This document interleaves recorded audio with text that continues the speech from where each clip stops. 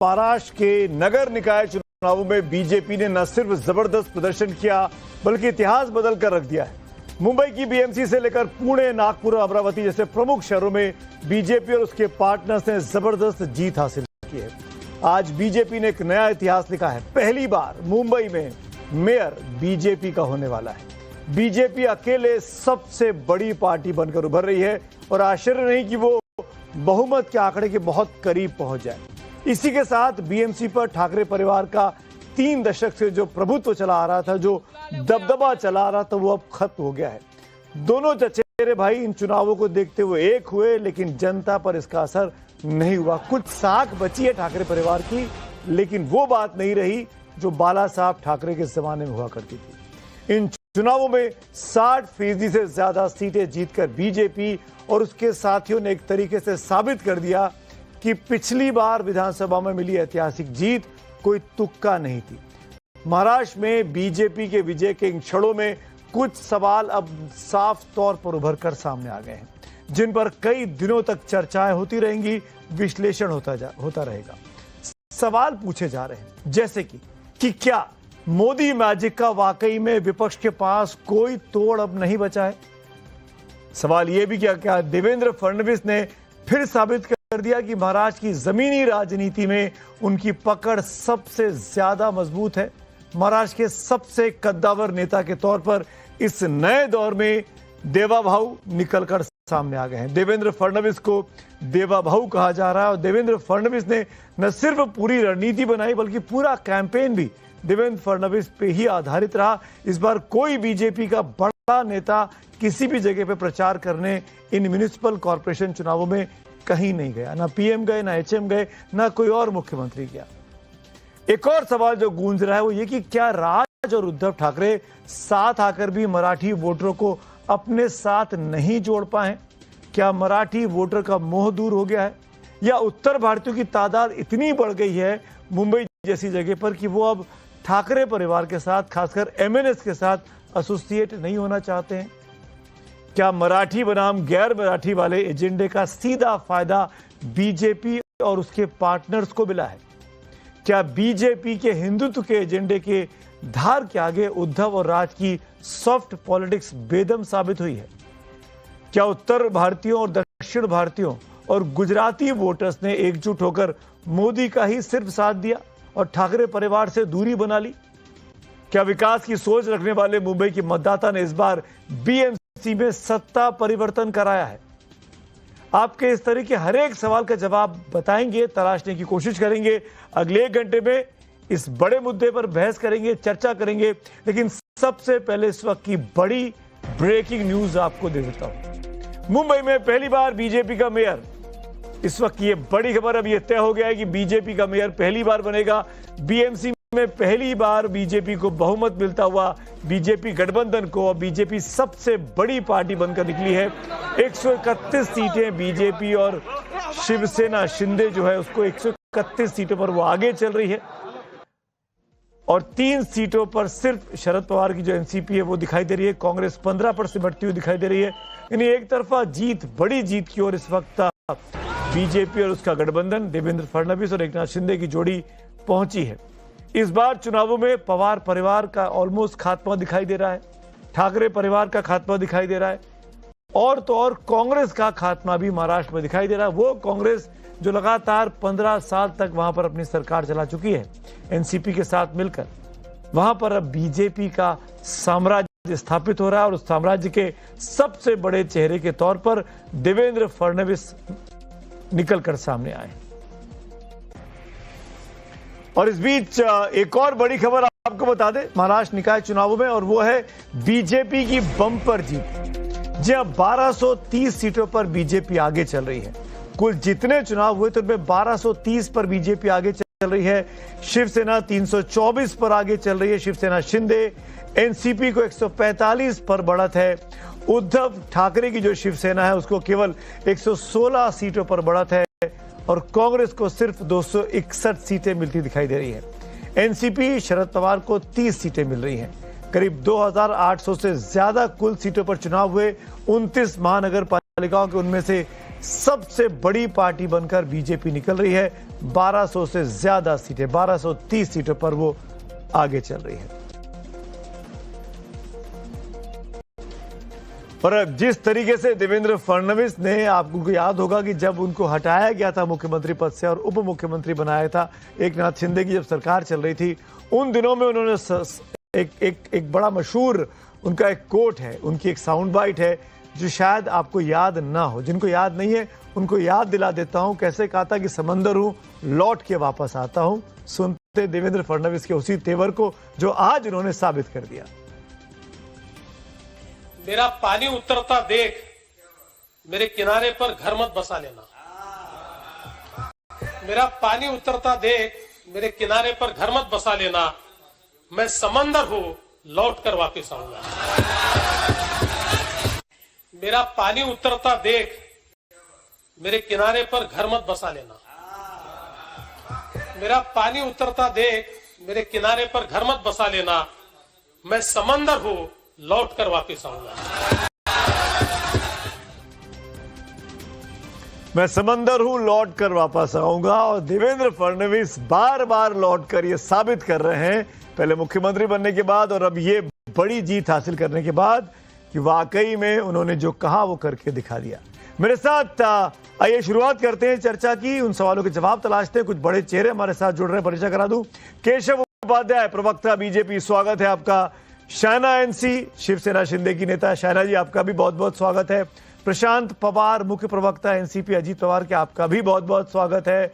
और कांग्रेस की तरफ से जगदीश शर्मा मुझे दिखाई दे रहे हैं, कांग्रेस के नेता हैं। और हमारे साथ एनसीपी शरद पवार की सीमा मलिक भी जुड़ेंगी और सुषमा अंगारे जी की प्रवक्ता है शिवसेना यूबीटी की, वो भी जुड़ेंगी। लेकिन सबसे पहले बीजेपी शिंदे और अजीत पवार को बधाई दे देता हूं। मुंबई में बहुत दिनों के बाद ये बड़ा बदलाव आया है, लेकिन शुरुआत मुंबई से ही कर रहा हूं। केशव, ये सवाल आपके लिए है। ये बड़ी जीत और इस जीत के लिए देवेंद्र फडणवीस, देवा भाऊ, पूरा श्रेय उनको जाता है। क्या कहेगी पार्टी आज? सबसे पहले तो महाराष्ट्र में और सारे देश में इस वक्त मकर संक्रांति चल रही है। मैं आपको भी यही से तिरगुल देता हूं। हम यहाँ तिरगुल यश की तिरगुल हम यहाँ बांट रहे हैं, वो आप तक भी पहुंचेगी। ये पहले शुभकामनाएं आपको देता हूं।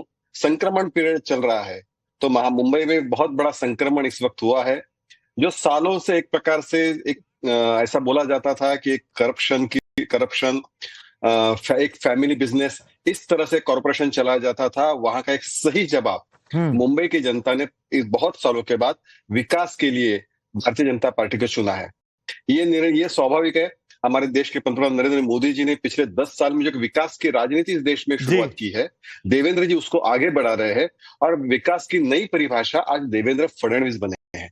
तो जिस प्रकार से मुंबई पिछले 10 साल में बदलते हुए हमने देखी है। केशव, मैं आपकी जीत को किरकिरा, जीत के मजे को किरकिरा नहीं करना चाहता हूं, लेकिन बिल्कुल आप जो पब्लिक की नॉलेज में डाल दूं। 29 महानगर पालिकाओं के चुनाव थे और 29 में से 25 में बीजेपी जीत रही है। ये अभी तक की खबर है। लेकिन जिन 4 जगहों पर बीजेपी नहीं जीत रही है, उसको भी आपको पता होना चाहिए कहां बीजेपी इस वक्त पीछे चल रही है।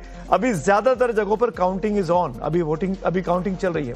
वसई विरार में बीजेपी पीछे, भिवंडी में पीछे चल रही है, परभणी में पीछे चल रही है, मालेगांव में पीछे चल रही है, और बाकी ज्यादातर जगहों पर बीजेपी का एक तरफ बहुत बड़ी लीड लेती हुई दिखाई दे रही है। और ये दिखा रहा है कि भाई दिल्ली से लेके, विधानसभा से लेके और नगर पंचायत से लेके ग्राम पंचायत तक केशव उपाध्याय की पार्टी छाई हुई है। केशव, तो बोल रहा हूँ, पिछले 1 महीने से यहाँ हमारे इलेक्शन चल रहे हैं। इसके पहले कुछ दिन पहले नगर इकाई के इलेक्शन हुए थे, वहां बीजेपी नंबर 1 हुई थी।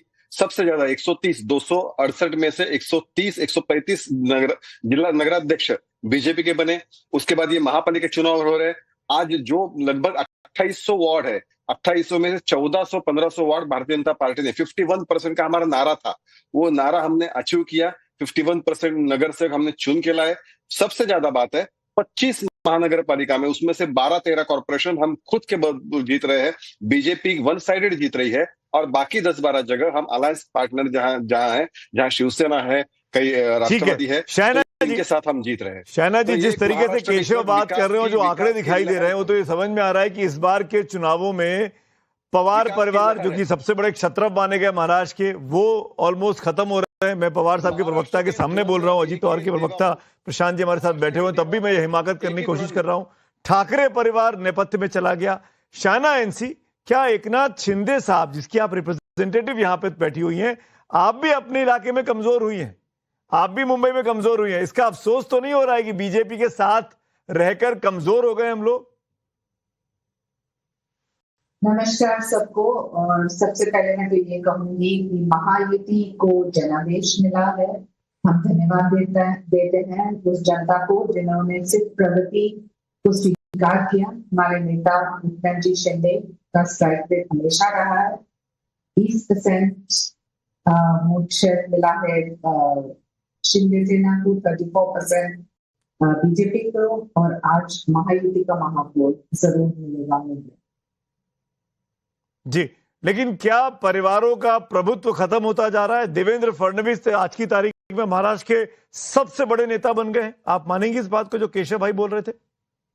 देखिए, टीम वर्क बहुत ही बढ़िया रहा है। आदरणीय एकनाथ जी शिंदे और देवेंद्र जी की जो योगदान रही है वो ये है कि महाराष्ट्र के लिए प्रगति, आज कोस्टल रोड हो, अटल सेतु के लिए हम सब ने अपरंपार काम किए हैं।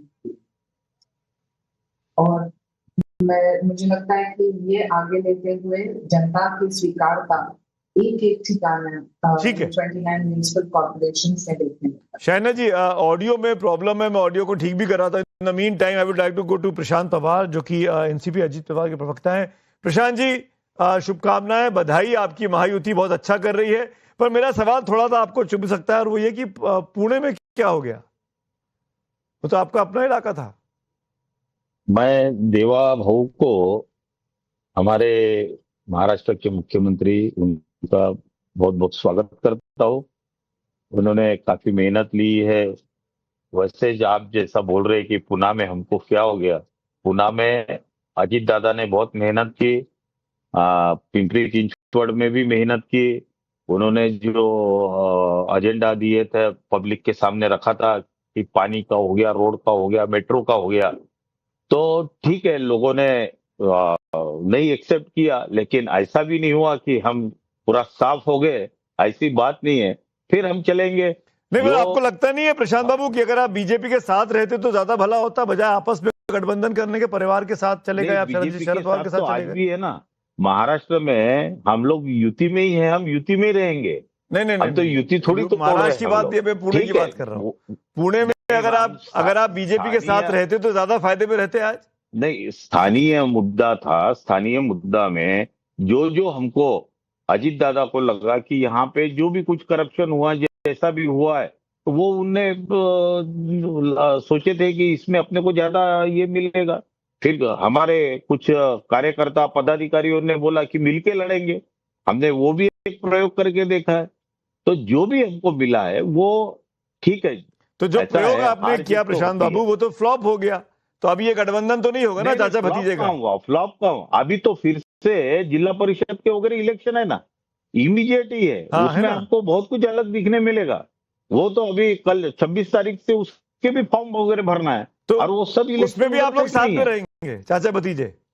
उसमें अभी अजीत दादा वगैरह मीटिंग लेंगे, उसमें अब डिसाइड करेंगे हम लोग साथ में रहेंगे कैसा करेंगे। बीजेपी ने पूरा प्रचार ही किया परिवारवाद पर, और परिवारवाद का अपने एग्जाम्पल सेट किया, और जनता ने तो बीजेपी की बात सुनी कि परिवारवाद नहीं चलेगा। हमारे पास में कहा परिवारवाद था?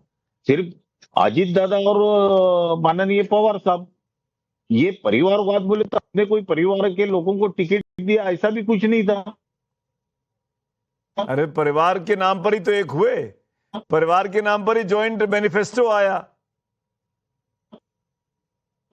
हम लोग जो बेसिकली हमको पुणे का जो डेवलपमेंट करना था, अजीत दादा को लगा मैं पुणे और पिंपरी चिंचवड़, अजीत दादा ने अपनी शुरुआत ही पिंपरी चिंचवड़ से की ना। आज पहली बार जो मेंबर ऑफ पार्लियामेंट बने अजीत दादा, वो पिंपरी चिंचवड़ से ही बने। तो उनको ऐसा लगा, तब 3-3.5 लाख वोट से चुन के आए थे वो। मैं आऊंगा उस नंबर पर भी आऊंगा प्रशांत जी। लेकिन लगता है बीजेपी का जो प्रभुत्व महाराष्ट्र में हो गया स्थापित, उससे तो सीमा मलिक भी इनकार नहीं कर सकती और जगदीश शर्मा भी नहीं कर सकते हैं। जगदीश जी, ऑडियो नहीं आ नहीं रहा है। अच्छा ठीक है, मैं बोलता हूँ, ऑडियो ठीक करा दो भाई। शाइना जी के लिए भी और प्रशांत जी के लिए भी ऑडियो ठीक हो जाना चाहिए। लेकिन जगदीश शर्मा, मेरा सवाल आपसे है, कहां कांग्रेस के बीच मुंबई और मुंबई के आसपास के सभी सांसद कांग्रेस के होते थे? आज से 15 साल पहले उस विधानसभा में कांग्रेस की सरकारें थी, 15 साल कांग्रेस एनसीपी ने सरकारें चलाई, खत्म, टाटा बाय बाय। ऐसा क्यों जगदीश शर्मा? सुमित भाई, आप बहुत अच्छे पत्रकार, मैं आपका दिल से बहुत सम्मान करता हूं, आप सीनियर भी हैं और मैं हमेशा आपकी एक पत्रकारिता जगत में इमेज है और मैं समझता हूं आपने जो शुरुआत करी है कि ये जीत नरेंद्र की या देवेंद्र की है, कंफ्यूज पैदा कर दिया है मेरी नजर में। तो अगर नरेंद्र को पता लगा देवेंद्र जीता तो बेचारे का बुरा हाल हो जाए। आप समझते हैं समुद्र लौट के आऊंगा, ऐसा समुद्र जाएगा दोबारा कभी नहीं आएगा अगर नरेंद्र भाई नाराज हो गए। तो ये जीत नरेंद्र की रखी जाए तो बढ़िया, क्योंकि बाहुबली तो वही है। पर हालात ये है कि सुमित भाई, आज के समय में ना तो मीडिया बता पाती ना नेता बता पाते कि रिजल्ट क्या आएगा, सब आंकड़े फेल हो जाते हैं। 3 आदमियों को रिजल्ट का पता होता, अमित शाह जी को, एक मोदी जी को, चुनाव आयोग को, उनको पता सोच से ज्यादा। सुमित भाई, आपने देखा होगा जब मोदी जी की लहर थी तो इतनी बड़ी जीत नहीं थी। आज सोशल मीडिया पे पूरा देश थू थू कर रहा भाजपा को और फिर भी क्या बात कर रहे हैं आप जगदीश शर्मा जी? मैं आता हूं आपके पास, लेकिन जगदीश शर्मा आप जो बात कर रहे हैं उसमें तथ्य नहीं है, भावनाएं आपके मन की हैं, तथ्य से बात नहीं कर रहे हैं आप। भाई चुनाव नतीजे आए, इस बार प्रचार में तो ना अमित शाह गए, ना नरेंद्र मोदी गए, ना योगी आदित्यनाथ गए, कोई नहीं गया।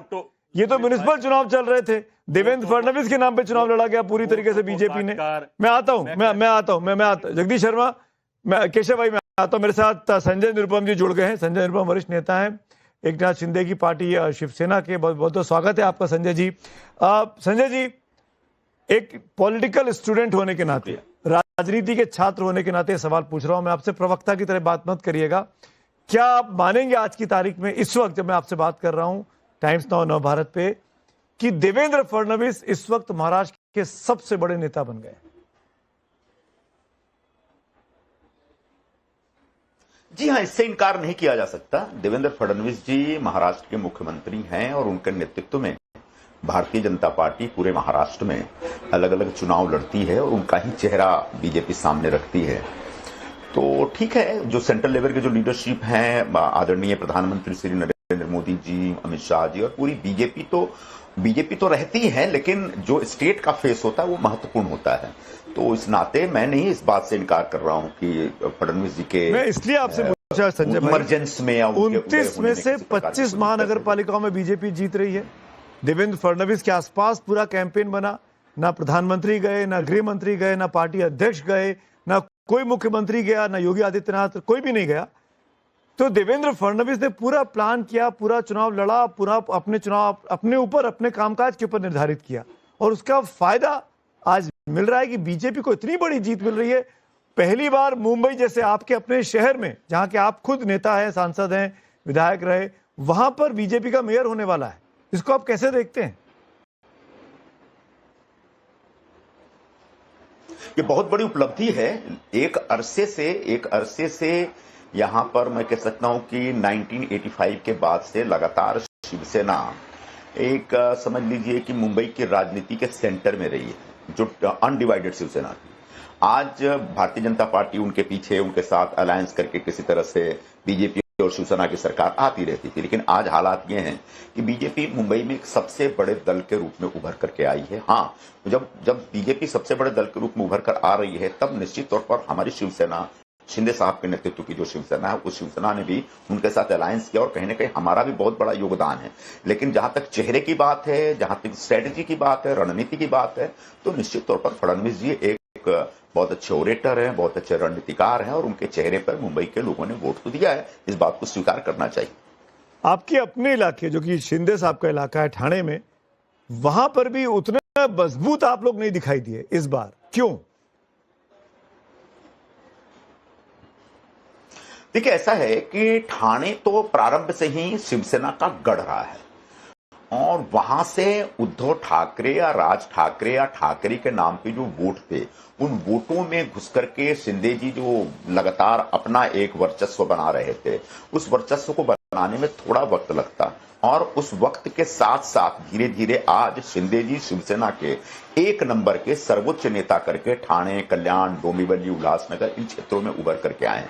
वहां जो भी वोट मिल रहे हैं शिवसेना को वो शिंदे जी के नाम पे मिल रहा है। और मुझे नहीं लगता कि हमारे जो आंकड़े हैं ठाणे में, कल्याण में, वो बहुत खराब हैं, बहुत अच्छे आंकड़े हैं। और वहां शिवसेना बीजेपी दोनों मिलकर लड़ रही थी, दोनों पार्टियां एक दूसरे की पूरक थी। दोनों पार्टियों ने अपने अपने जो वोट हैं वो एक दूसरे के साथ शेयर किए हैं और उसके बाद दोनों पार्टियां यानी महायुति मिलकर के वहां पर जीत करके आती हुई दिख रही है।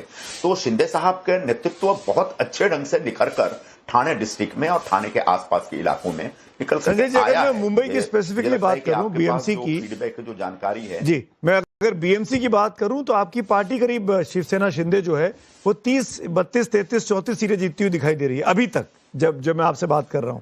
क्या यही शिवसेना है असली बाला साहब ठाकरे की? 227 में से 30-35 सीटें, क्या यही बाला साहब ठाकरे की शिवसेना है?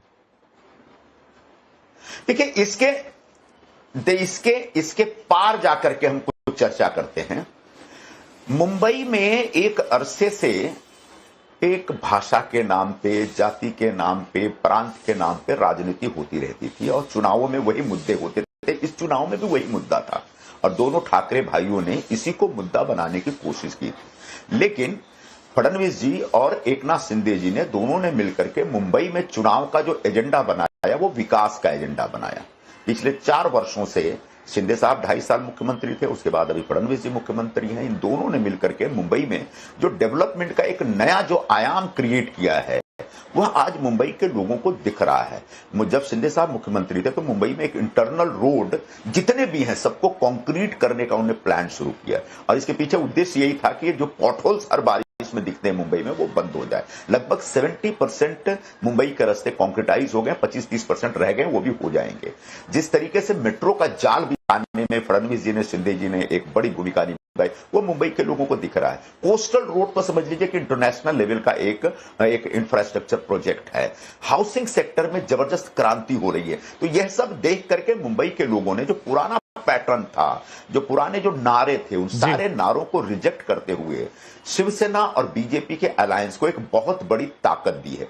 अब किसको कितनी सीट मिलती है ये मायने नहीं रखता, मायने ये रखता है कि महायुति जीत रही है। महायुति में दोनों नेताओं और दोनों पार्टियों का एक बराबर का हिस्सा था, बड़ा हिस्सा था। हम लोग 90 सीटों पे लड़ रहे थे, वो लगभग 137-136 सीटों पे चुनाव लड़ रहे थे। तो ऐसे में उनकी सीटें कुछ ज्यादा होगी, हमारी सीटें कुछ कम होगी। हो सकता है कुछ लोकल लेवल के संजय जी 90 में से 30-35 सीटें, ये स्ट्राइक रेट कहां से अच्छा हुआ? पहली बात। और दूसरी बात, जिन 85-86 सीटों पर सीधे शिवसेना की लड़ाई थी, या तो शिंदे वर्सेस ठाकरे कह लीजिए या शिंदे वर्सेस राज ठाकरे कह लीजिए, जहां पर सीधे लड़ाई थी वहां पर भी आप लोगों ने 30-35 सीटें आ रही हैं। मतलब असली शिवसेना जो है लोगों के लिए जब मुंबई कर के लिए वो आज भी ठाकरे परिवार है क्या? अगर ठाकरे परिवार के नेतृत्व में जो शिवसेना काम कर रही है वो असली शिवसेना होती तो आज शिवसेना के माथे पर ताज होता, यानी उबाठा यूबीटी के माथे पर ताज होता। आज उनके माथे पर ताज नहीं है, आज ताज महायुति के माथे पर है। इसका मतलब बड़े पैमाने पर मुंबई में वर्षों से जो बाला साहब जी ने जो एक वोट बनाया था उस वोट में बड़ा हिस्सा लेकर शिंदे साहब निकले हैं। बाला साहब के विचारों की जो विरासत कहें वो कहीं ना कहीं शिंदे जी लेकर निकले। हो सकता है थोड़ा वक्त लगे, लेकिन आने वाले दिनों में धीरे धीरे ये जो ठाकरे ब्रदर्स और ठाकरे ब्रांड की चर्चा हो रही है वो पूरी तरह से नष्ट होती दिख रही है। अभी ठीक है, कोई भी अगर बिल्डिंग गिरती है तो उसको पूरी तरह से तहस नहस होने में टाइम लगता है, पूरी तरह से नष्ट होने में टाइम लगता है। तो हो सकता है थोड़ा और वक्त लगे, तो बनी नहीं ना। अगर मान लीजिए वो गिर रहे हैं तो आप भी तो स्थापित नहीं हो पा रहे हैं ना संजय जी। आपकी पार्टी नेतृत्व है, नहीं होंगे ना। आज महत्वपूर्ण यह था कि मुंबई में बीजेपी के साथ मिलकर के ठाकरे ब्रदर्स का जो एक जहरीला प्रचार है उस प्रचार को रोका जाए और मुंबई के विकास को आगे लाया जाए, और उसमें हम कामयाब हुए हैं। ये हमारी कामयाबी है। आप एक आखिरी सवाल संजय जी, आप तो खुद शिवसेना से निकल कर आए, बाला साहब को अपने अपने राजनीतिक गुरु बताया, माना है, उनके साथ काम किया। 74,000 करोड़ की बीएमसी, इतना बड़ा रेवेन्यू, हिंदुस्तान की सबसे बड़ा नगर पालिका, कई राज्यों से बड़ा बजट। अब ठाकरे परिवार आगे क्या करेगा? आपको क्या दिखाई देता है? अब इस बारे में तो ठाकरे परिवार से पूछना पड़ेगा, लेकिन निश्चित तौर पर उनके जो आने वाले जो वो है दिन हैं वो बहुत सही नहीं है। मतलब जो डगर है जो पनघट की, वो बहुत कठिन है। और अभी जो उनके जो भी नगर सेवक है ना, बहुत सारे लोग उनकी पार्टी छोड़ के चले जाएंगे। क्यों? इसलिए बता रहा हूं मैं आपको, क्योंकि एक तो ठाकरे ब्रदर्स में रस्सी जल गई, ऐठन नहीं गई। भयंकर अहंकार है। लोगों से, कार्यकर्ताओं से जो कनेक्ट है वो पूरी तरह से खत्म हो चुका है। लेकिन अभी भी बाला साहब का फोटो लगा के उन्होंने जो वोट लिया, उसकी वजह से थोड़ा सा नतीजा उनके पक्ष में आया है। लेकिन ये नतीजा बहुत लंबे समय तक उनके पक्ष में रहेगा और ये सारा का सारा कुनबा एक रहेगा, मुझे नहीं लगता। सबसे पहले तो दोनों भाइयों में बड़ा झगड़ा होगा। अब दोनों भाई फिर से अलग अलग हो जाएंगे। उसके बाद इनके जो नगर सेवक हैं उसमें जो ढंग के लोग होंगे वो धीरे धीरे खिसकते चिटकते जाएंगे, इधर उधर चले जाएंगे। यानी ये पार्टी की जो ड्विंडलिंग होती है ना, वो सिकुड़ना होता है ना, सिकुड़ने की प्रक्रिया शुरू हो गई। मैं कह सकता हूं कि इट इज। अच्छा चलिए, आपने ठाकरे परिवार का तो ऐलान कर दिया कि जो दोस्ती हुई थी वो दोस्ती क्षणिक थी, वो टूट जाएगी। पर मुझे बताइए, क्या इस बात का डर है कहीं ना कहीं शिवसेना शिंदे के मन में कि बीजेपी इतनी बड़ी पार्टी हो गई है कि अब वो हमको भी अपने साथ मिला लेगी? क्या शिवसेना शिंदे बीजेपी का हिस्सा बन जाएगी? क्योंकि अतीत में हमने देखा है कई बार एकनाथ शिंदे जी नाराज हुए हैं मुख्यमंत्री जी के कामकाज से। कभी यहां नहीं पहुंचे, कभी वहां नहीं पहुंचे, खबरें खूब छाई रही। ठीक है, जब दो तीन पार्टियां एक साथ काम करती हैं तो बहुत छोटे छोटे इश्यूज पे मतभेद हो जाते हैं। लेकिन मैं इतना आपको बता दूं कि देवेंद्र फडणवीस जी और एकनाथ शिंदे जी के बीच जबरदस्त दोस्ती है, जबरदस्त रिश्ता है उनका। और छोटे छोटे आग्रहों से ऊपर उठ करके वो बड़े पिक्चर को सामने रख करके मिलकर के साथ में काम कर रहे हैं। और हमारी पार्टी को किसी प्रकार का कोई डर नहीं है। पूरे महाराष्ट्र में दूसरे नंबर की पार्टी बन करके एकनाथ शिंदे जी के नेतृत्व में शिवसेना, हमारी शिवसेना निकल के आई है। पूरे इस बार के चुनाव में भी शिवसेना का प्रदर्शन बाकी जो महानगर पालिकाएं हैं उसमें यूबीटी से 1000 टाइम्स बेटर है। पूरे महाराष्ट्र में यूबीटी खत्म हो चुकी है। सिर्फ मुंबई में थोड़ी बहुत उनकी ताकत दिख रही है। ये भी ताकत धीरे धीरे खत्म हो जाएगी। संजय जी, मैं आपको टोक रहा हूं, लेकिन इस परमिशन के साथ क्या आप रहिएगा मेरे साथ। एक बड़ी खबर आ गई, ब्रेकिंग न्यूज, उसके बाद आपका रिएक्शन भी लेना चाहूंगा। खबर यह आ रही है कि छत्रपति संभाजी नगर में बड़ी खबर है, बीजेपी सबसे बड़ी पार्टी है 56 सीटों के साथ, लेकिन इस इलाके में दूसरे नंबर पर ओवैसी की एमआईएम पार्टी आ गई है। एआईएमआईएम को संभाजी नगर में 24 सीटों पर अभी बढ़त दिखाई दे रही है। ये दूसरे नंबर की पार्टी बन गई और कांग्रेस इस इलाके में जो कि मजबूत मानी जाती थी वो एक सीट पर सिमट गई है।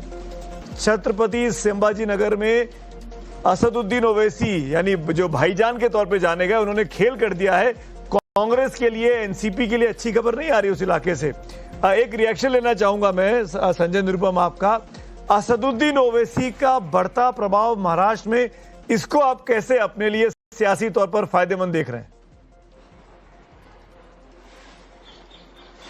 मुझे नहीं लगता कि छत्रपति संभाजी नगर में जो महानगर पालिका के नतीजे आए हैं और जिसमें एमआईएम की थोड़ी बढ़त दिख रही है, उनकी सीटें दिख रही है, वो बहुत चौंकाने वाली है। वहां से इनके एमपी रहे हैं, वहां से इनके एमएलए रहे हैं। वहां पर एक बड़े पैमाने पर वो रेडिकल मुस्लिम लोगों का ग्रुप है जो ओवैसी को बहुत लाइक करता है। तो उन मुस्लिम वार्डों में, उन मुस्लिम क्षेत्रों में ओवैसी माने जाते हैं, चाहे जाते हैं और उसके आधार पर उनको ये सीटें मिली है। लेकिन नॉन मुस्लिम क्षेत्रों में ओवैसी 0% चलते हैं। तो इसमें इतना चौंकिए मत, हमारे लिए चौंकने वाली बात नहीं है। लेकिन मैं आपको बता दूं, वहां शिवसेना भी बहुत अच्छा करेगी। शिवसेना के पास भी वहां पर अच्छे लीडरशिप है और अच्छे लोग हैं। तो अभी तो ट्रेंड है, लेकिन जब तक सारे रिजल्ट आएंगे तब तक मैं अभी बता रहा हूं आपको, शिवसेना के पास भी अच्छा खासा नंबर होगा और बगैर शिवसेना के बीजेपी वहां पे अपना मेयर या अपनी सत्ता नहीं बना पाएगी। चलिए ठीक है, आप वहां पर बैसाखी बनिएगा, बीजेपी की मदद करिएगा। संजय निरुपम, धन्यवाद हमसे बात करने के लिए। संजय निरुपम, वरिष्ठ नेता शिवसेना शिंदे के, हमसे बात कर रहे थे। अब रिएक्शन लेना चाहता हूं, बाकी पैनलिस्ट मेरे साथ बने हुए हैं। कांग्रेस के जगदीश शर्मा और सीमा मलिक हमारे साथ हैं और शुरुआत उन्हीं से करता हूं। जगदीश शर्मा, आप संभाजी नगर में भी आप ओवैसी की पार्टी से पीछे आ गए।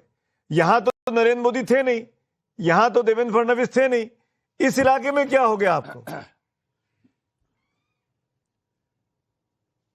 देखिए सुमित भाई, सही मायने में तो कुछ दिन पहले तो चुनाव हुए थे महाराष्ट्र के अंदर, आपने देखा और कितनी चोरी की वोटें थी, कितना सिस्टम हाईजैक कर लिया है।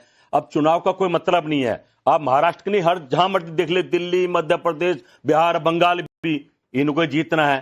सिस्टम हाईजैक होने बाद तो विष्णु भगवान में मैं कहता तो कोई फर्क नहीं पड़ता। अपनी पार्टी को सलाह दीजिए। मतलब ही नहीं, मैं तो अपने नेता अभी मैं आपको इजाजत देता हूं, तरह जानते हैं, अभी मैं आपको इजाजत देता हूं। आप तो सीधे कनेक्टेड हैं बड़े लोगों से। अभी फोन करिए यहीं मेरे सामने, दर्शकों के सामने, और कह दीजिए कि बंगाल में, केरल में, असम में हम चुनाव नहीं लड़ेंगे, पार्टी बॉयकॉट करती है। आलाकमान को बोल दीजिए कि अब हम चुनाव नहीं लड़ेंगे, हम बॉयकॉट करेंगे कि सिस्टम हाईजैक हो गया है। जब भी बचाओ, मैं तो हर बार बोलता हूं, सुमित भाई मैं हमेशा बोलता हूं, चुनाव का बहिष्कार एकमात्र सहारा है। या तो एक वोट की जांच कराओ या बैलेट पेपर से चुनाव, अन्यथा ये रिजल्ट आएंगे। अपने नेताओं को बोलिए, नाना पटोले को बोलिए, अशोक चौहान को बोलिए, पृथ्वीराज चौहान को बोलिए। बिल्कुल ठीक बात है, मेरे नेता आपको सुन रहे हैं, मुझे भी सुनेंगे। मैं तो कहता हूं, एज ए कार्यकर्ता मैं हमेशा बोलता हूं, आपको पता मैं बोलता हूं। अरे तो कर्नाटक में सरकार कैसे बन जाती है, हिमाचल में कैसे बन जाती है आपकी सरकार? शपथ लेके बैठते हैं वो राम। कर्नाटक में, हिमाचल में सरकार कैसे बन जाती है? तो सिस्टम हाईजैक कर ले, सारा थोड़ी लूट लेंगे। अरे भाई 29 स्टेट में से एक आदि हमें भी देंगे, बिल्कुल ही खोखला कर देंगे। अच्छा, मतलब जी जो जब मतलब आप मान रहे हैं, मतलब आप मान रहे हैं कि आपको खैरात में मिला, सारे लूट लेंगे। मतलब आप मान रहे हैं कि आपके कार्यकर्ताओं की मेहनत से नहीं, आपको खैरात में मिले हैं हिमाचल और कर्नाटक। मैं तो कह रहा हूं, चुनाव में खैरात में मिले हैं, बीजेपी ने आप पे दया खा के दे दिया। मतलब नहीं है, वोट किसी की कहीं मिलती नहीं है, जितनी सरकार चाहती है उतनी ले लेती है। मैं कह रहा हूं, वोटर की कोई वैल्यू नहीं है पूरे भारत में। सरकार ने तय कर दिया, वही होना है, रिजल्ट वही आता। ना आपको पता होता, ना मुझे पता होता। सीमा मलिक, आप जगदीश शर्मा की बात से, हालांकि पार्टी के औपचारिक प्रवक्ता नहीं है ये, पर पार्टी की तरफ से रिप्रेजेंट तो करते ही हैं। आप सहमत हैं कि बॉयकॉट करने का वक्त आ गया? सीमा जी देखिए सर, जिस तरह से आप चीजें हो रही हैं, एक मन में तो कुछ लोगों के ख्याल ही आता ही है, पर मैं ये कहूंगी, देखिए आपने बोला कि जो एक हमारी पार्टी या जो भी एक का अस्तित्व खत्म हो गया है, तो मैं तो सिर्फ आपसे एक सवाल पूछना चाहती हूँ कि जब हमारी जो बीजेपी थी, इनकी भी तो एक समय पर ये 2 सीट पे थे खाली, तो क्या इनका अस्तित्व खत्म हो गया था? तो देखिए मैं तो ये इसको बिल्कुल नकारती हूँ कि किसी का भी अस्तित्व जो है ये छोटे बड़े चुनाव से में 2 थी, 14 में बीजेपी 273 पर आई, ठीक है। बीजेपी को 20 साल लगे 84 से 14 में आने में, तो एनसीपी को 20 साल चाहिए, आप ये कह रहे हैं? 20 साल नहीं लगेंगे सर। दूसरी बात ये कि जो परिवारवाद की आप बात करते हैं, देखिए आप every time they are blaming परिवारवाद। अभी आप देखिए जो चुनाव हुए हैं, तो 68 लोग इसमें अनअपोज्ड चुने गए, एंड जो पंचायत चुनाव थे उसमें 22 लोग थे जो अनअपोज्ड थे, and they were all the wives and the भाभीज and the mothers of the BJP के लीडर्स के सब लोग थे, रिलेटिव्स जो भी थी। तो ये परिवारवाद नहीं है। मतलब आप देखिए ना किस तरह की चीजें हुई, और इस चुनाव में जिस तरह की रेगुलरिटीज हुई हैं उनके ऊपर मैं जरूर आपको बोलना चाहूंगी। देखिए 68 लोग तो अनअपोज्ड चुन लिए गए, है ना। एंड जैसे हमने money power and the muscle power हमने देखी है, वो सब सबने देखा है उसको, कि किस तरह से आप वेलफेयर स्कीम्स के नाम पर आप पैसे डाल देते हो जाकर वहां पर। केशव जी जवाब देना चाह रहे हैं। आप लगातार जो टिप्पणियां कर रही है ना, केशव जी ने 3 बार हाथ उठाया। सबसे पहली बार नहीं, आपका काउंटर है, इस देश में सुनिए, इस बार सबसे पहले इस देश में 334 अनअपोज्ड चुन के आए, उसमें से 234 कांग्रेस की चुन के आए अनअपोज्ड। इस देश का इतिहास है। मैं अभी की बात करिए, सारी बात इतिहास में मत चले जाइएगा, इतिहास में मत चले जाइएगा, आज की बात करिए। आज का इलेक्शन हुआ, दूसरा 4 नगर सेवक क्या अनअपोज आए, तो डेमोक्रेसी खत्म हो गई। इतिहास में मत चले जाइएगा, नेहरू जी के पास मत बोलता हूँ ना, मैं फैक्ट पे बोलता हूँ, मुझे भाषण करना नहीं आता, मैं फैक्ट पे बोलता हूँ, इसलिए मैंने बोला 334 में से 234 एमपी एमएलए अगर कांग्रेस के आते तो डेमोक्रेसी बिल्कुल सेफ है। बीजेपी के 4 कॉर्पोरेट है तो बीजेपी खत्म हो गई। नंबर 1, नंबर 2, कहां से कौन से इशू है? क्या कांग्रेस ने मुंबई में पूरे सीट लड़े? सुमित जी आप इनको पूछो कि कांग्रेस ने मुंबई में पूरे सीट तो लड़े क्या? कांग्रेस ने पूरे सीट भी नहीं लड़े मुंबई में, वंचित के साथ थे भी नहीं, वो पूरे सीट भी नहीं लड़े थे। जो खुद सीट नहीं लड़ते, जो खुद सीट नहीं लड़ते, जो जनता में नहीं जाते, वो आज बात कर रहे। नंबर 3, एमआईएम की शुरुआत किसने की थी? एमआईएम सिर्फ संभाजीनगर नहीं, सोलापुर में भी सुमित 2 नंबर पे है। ये एमआईएम के साथ पहला अलायंस महाराष्ट्र में कांग्रेस ने किया था 2012 में नांदेड़ कॉर्पोरेशन के इलेक्शन में, जब सपोर्ट लेना था तो एमआईएम का सपोर्ट लिया गया था। अभी महाविकास आघाड़ी का जो संजय राउत चुन के आए राज्यसभा में, तब सपोर्ट एमआईएम का इन्होंने किया था। तो जब मैं वही बात कर रहा हूँ, ये लोग जो है ये सिर्फ भाषणबाजी करते हैं, जमीन पे काम नहीं करते और उसके बाद दोष ईवीएम को देते हैं। मुझे एक बात, एक मिनट सीमा जी और केशव, एक मिनट सीमा जी, केशव एक मिनट, है पेशेंस, बारी बारी से बात करते हैं। एक मिनट मैं केशव आपसे पूछना चाहता हूँ। केशव, सीमा जी नेहरू जी पे नहीं जा रहे हैं, आप धैर्य करिए, नेहरू जी पे नहीं गए, पर वो अभी 2012 तक ही गए थे। और ये फैक्ट है कि एमआईएम के साथ टाई अप कांग्रेस ने किया था। एमआईएम के साथ कांग्रेस ने टाई अप किया पहली बार, और तब एमआईएम आज 12 से लेके 26 के बीच में असदुद्दीन ओवैसी इतनी बड़ी पार्टी बन गए। आप भले ही उनको बी टीम कहते रहे, भाई वो अपनी पार्टी के लिए काम कर रहे हैं। सीमा मलिक, सीमा जी अगर चलिए मैं आप ही से पूछता हूं, क्या ये अपॉर्चुनिस्टिक अलायंस नहीं था जो पुणे में आप लोगों ने किया, कि परिवार तोड़ लिया, एक डिप्टी सीएम बना हुआ है, एक यहाँ दिल्ली में सरकार चला रहा है, फिर आप पुणे पिंपरी चिंचवाड़ गए, आपने अलायंस कर लिया। आप उनसे भी तो एक सवाल पूछिए कि जिन्होंने परिवार तोड़ा है, कि सारे सवाल आप उनसे ही पूछेंगे। अच्छा, उन्होंने परिवार तोड़ दिया आपने, और आप टूट गए, आप इतने कमजोर हैं। आखिर इन्होंने नहीं करा, देखिए इन्होंने अजीत दादा इतने कमजोर हैं। अजीत दादा के प्रवक्ता बैठे हुए हैं मेरे साथ। आप चुनाव की बात मैं करती हूँ, उद्धव महाराष्ट्र में शरद पवार की एक खासियत महायुति है, ये बिल्कुल एक साथ है, तो परिवार तोड़ने के लिए जाने जाते हैं। गोपीनाथ मुंडे का परिवार शरद पवार ने तोड़ा, मोहिते, ऐसे बहुत सारे ऐसे महाराष्ट्र में परिवार है जो शरद पवार ने तोड़े हैं। महाराष्ट्र की राजनीति में परिवार तोड़ने के लिए शरद पवार जाने जाते हैं। मैं 50 एग्जाम्पल मैं दे सकता हूँ, चीजें उनके बारे में भी कुछ बात कर लीजिए। अरे वही तो बोल, अरे जो इतिहास है वो आज आपके सामने जो बात हुई है उसकी बात कर लीजिए सर। अरे परिवार शरद पवार जी ने तोड़े तब तो बहुत अच्छा चल रहा था, हमारी राजनीति है। और दो चार बिल्कुल बेकार की बातें, they don't want to talk on the real issues. हमारे परिवार आज के इश्यूज पे बात करना नहीं चाहते। ये रिटोरिक से मैं निकलना चाहता था, लेकिन आप ही के चक्कर में आना पड़ा। केशव, मैं केशव जी सवाल, केशव जी आज की केशव जी ईमानदारी से बताइएगा, और ये पूरा देश जानना चाहता है आपसे और आपकी पार्टी से, मेयर पद कौन किसको मिलने वाला है? ऐसा है सुमित जी, मैं सबसे पहले कहता हूं कि जैसे 3 चीजें मैं कहना, 3 पॉइंट। नंबर 1, जो इस देश के प्रधानमंत्री अटल जी हो, नरेंद्र मोदी जी हो, ये देश के कॉमन कार्यकर्ता की इच्छा थी, वो सफल हो गई। बहुत सारी इच्छा थी, बहुत आकांक्षा थी। नंबर 1, इस वक्त महाराष्ट्र के बीजेपी कार्यकर्ताओं की बहुत बड़ी इच्छा थी 2014 में कि हमारे मुख्यमंत्री देवेंद्र जी के रूप में देखा जाए। ये इच्छा कार्यकर्ताओं ने व्यक्त की और वो भी सफल हो गई।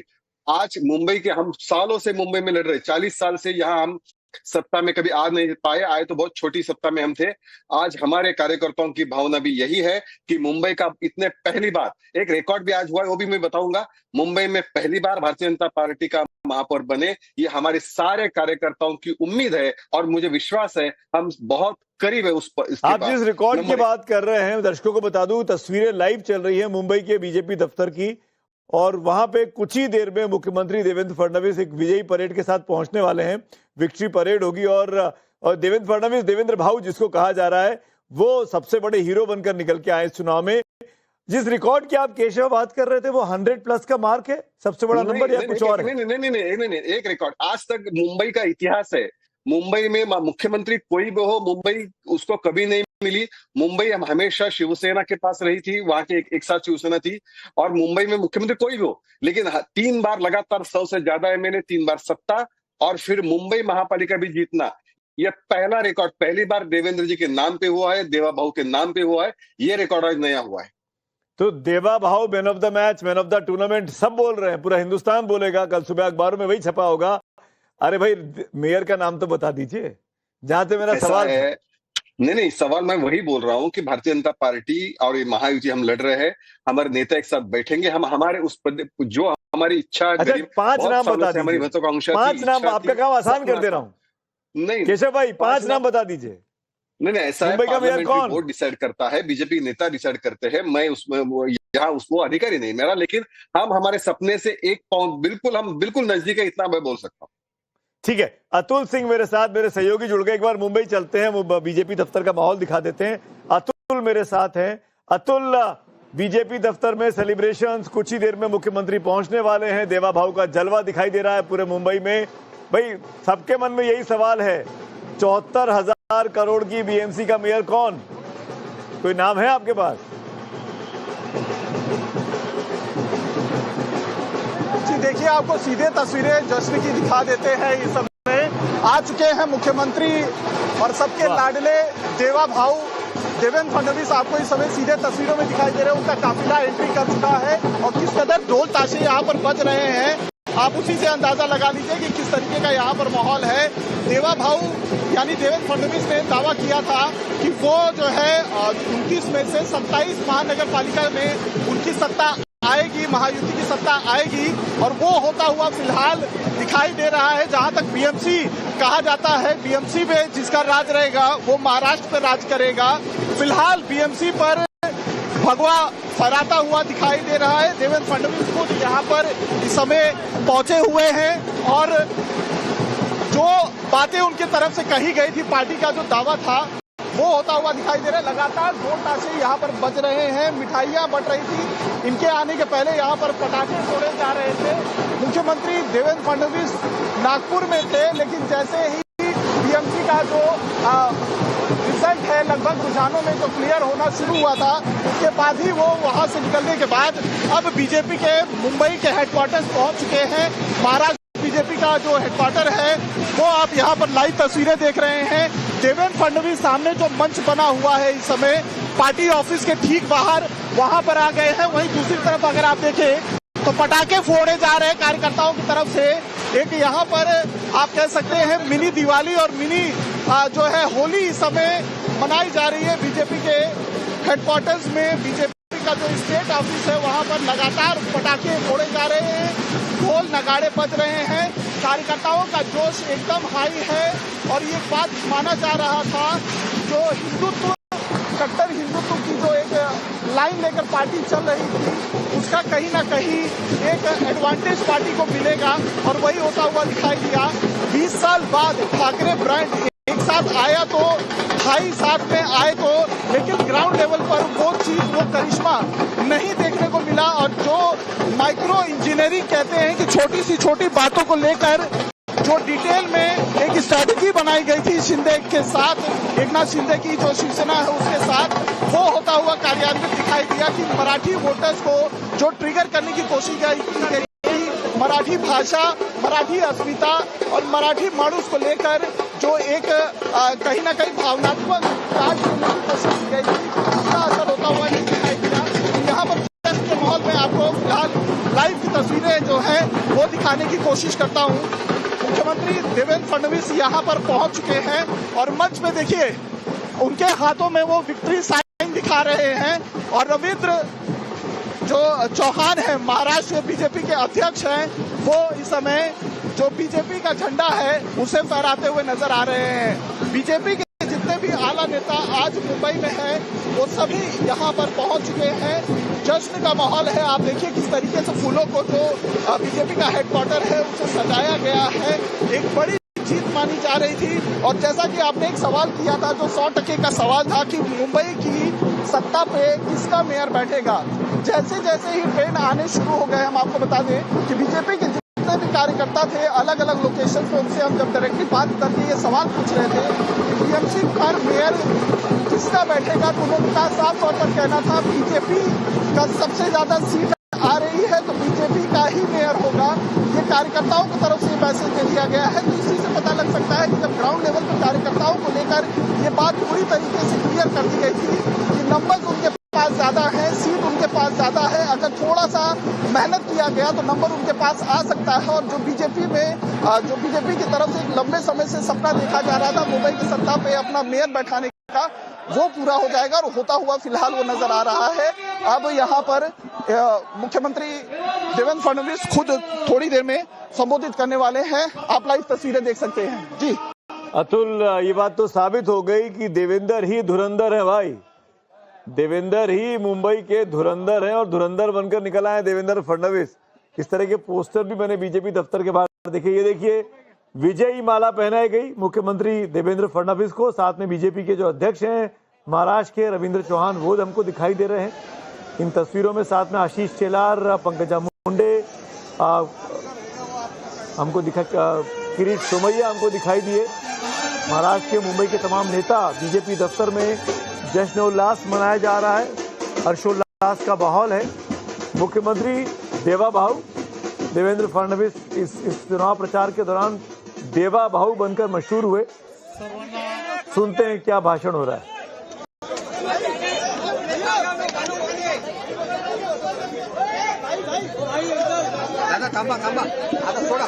सर्व कार्यकर्त्यांना विनंती आहे दोन्ही हात उंच करून आपण सर्वांनी घोषणा द्यायच्या आहेत। बोला भारत माता की, भारत माता की, वंदे वंदे। भारतीय जनता पार्टीचा, भारतीय जनता पार्टीचा आज खरं तर आम्हा सर्व भारतीय जनता पार्टीच्या कार्यकर्त्यांसाठी अत्यंत आनंदाचा दिवस आहे। गेली वर्षानुवर्ष भारतीय जनता पार्टीच्या प्रत्येक कार्यकर्त्यांनी जे स्वप्न कार्यकर्ता म्हणून पाहिलं की येणाऱ्या प्रत्येक निवडणुकीमध्ये जो सपना देखा था एक कार्यकर्ता के रूप में, पार्टी नेण्याच्या दृष्टिकोनातून जे जे वो प्रयत्न सपना करायला हवेत, इन चुनाव में गेली वर्षानुवर्ष भारतीय जनता जीत की दिशा में पार्टीचा कैसे छोटा-छोटा कोशिश किया कार्यकर्ता जाए, कैसे प्रयत्न किया जाए, आणि पदाधिकारी हा बूथ लेवल वरती वो साफ हो गया। बीजेपी पार्टी के छोटे छोटे पदाधिकारी कार्यकर्ता, आणि त्यांनी तो प्रयत्न केला। उन सभी ने बहुत ही ताकत के साथ मेहनत की की ज्यांना निवडणुकांमध्ये ऐसे हमारे असंख्य कार्यकर्ता हैं त्याग आणि जिनकी समर्पण वजह से ये जीत मुमकिन हुई। असंख्य कार्यकर्त्यांनी ये त्याग और समर्पण इस भावना के साथ पार्टी जो असंख्य कार्यकर्ताओं ने पार्टीचा विचार नेशन फर्स्ट, त्यानंतर पक्ष आणि पार्टी त्यानंतर और पार्टी की विचारधारा के लिए या भूमिकेतून त्यागाची भूमिका ही असंख्य बिना सोए बिना खाए ही स्वीकारली। जो त्याग की भूमिका के साथ सबसे पहले राष्ट्र, फिर पार्टी और फिर मैं इस विचारधारा के साथ जो काम किया त्याग आणि समर्पणाची वो भूमिका सराहनीय है। ही पार्टीसाठी केली। तो मुंबई में इस वक्त बीजेपी दफ्तर में जश्न मनाया जा रहा है। रविंद्र चौहान वहां के अध्यक्ष भाषण दे रहे हैं। तस्वीरें आप सीधी देख रहे थे। मुख्यमंत्री देवेंद्र फडणवीस देवा भाव। For more of such videos, do like, share and subscribe to ET Now Swadesh.